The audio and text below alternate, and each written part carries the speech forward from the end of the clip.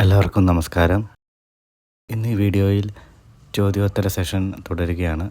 നമസ്കാരം അമ്മേ. നമസ്കാരം. അടുത്ത ചോദ്യം, ഉത്സവത്തിൻ്റെ അവസാന ദിവസം കരിമരുന്ന് വെടിക്കെട്ട് നടത്തുന്നതിൻ്റെ ആവശ്യകത എന്താണ്? ഉത്സവത്തിന് വെടിക്കെട്ടിന്റെ ആവശ്യം ഉത്സവ സ്ഥലങ്ങളിൽ ഒരുപാട് പേർ വരുന്നത് ആ അന്തരീക്ഷം പോസിറ്റീവ് എനർജിയേക്കാൾ നെഗറ്റീവ് എനർജിയാണ് കൂടുതൽ ഉണ്ടാവുക. ഈ വെടിക്കെട്ടിൽ നിന്നുണ്ടാകുന്ന ശബ്ദവും പ്രകാശവും ആ അന്തരീക്ഷത്തെ ശുദ്ധീകരിക്കാനാണ്.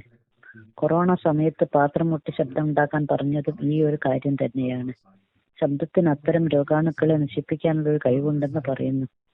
കൂടാതെ രാജയോഗ പ്രകാരം മനുഷ്യന്റെ കുണ്ടലിനി ശക്തി സഹസ്രാരപത്മത്തിലെത്തുമ്പോൾ ആ ആളിന് പടക്കം പൊട്ടുന്ന ശബ്ദം ശിരസിൽ അനുഭവപ്പെടുമെന്ന് പറയുന്നു.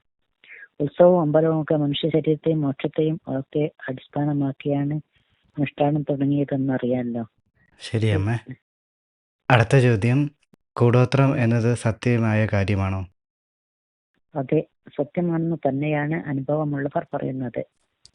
അങ്ങനെ നശിച്ചുപോയ ഒരുപാട് മനുഷ്യന്മാരെയും കുടുംബത്തെയും പറ്റി കേട്ടിട്ടുണ്ട്. താൽക്കാലികമായ ഒരു നേട്ടത്തിനോ അസൂയ കൊണ്ടൊക്കെയാണ് പലരും ഇത്തരം ദുഷ്കർമ്മങ്ങളിലേക്ക് നീങ്ങുന്നത്. പക്ഷെ അതിന്റെ തിരിച്ചടിയെ പറ്റി ആരും ഓർക്കാറില്ലെന്ന് മാത്രം.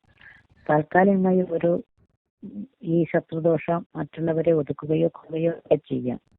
പിന്നീട് ആ ദോഷം തീർന്നാൽ പിന്നെ ഈ ദുർമൂർത്തികൾ ചെയ്തു വെച്ച ആർക്കും അവരുടെ കുടുംബങ്ങൾക്കും തന്നെ തിരിച്ചെത്തുന്നതാണ്. ഈ ജന്മം മാത്രമല്ല, വരാൻ പോകുന്ന പല ജന്മങ്ങളിൽ ഇവർ ഇതിന്റെ പാപഫലം അനുഭവിച്ചിരിക്കും.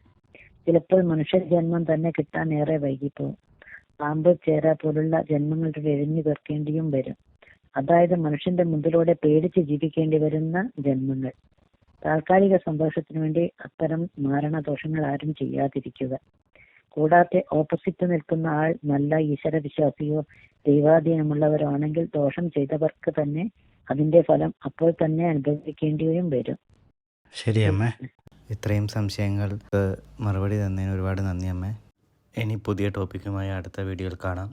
നന്ദി, നമസ്കാരം.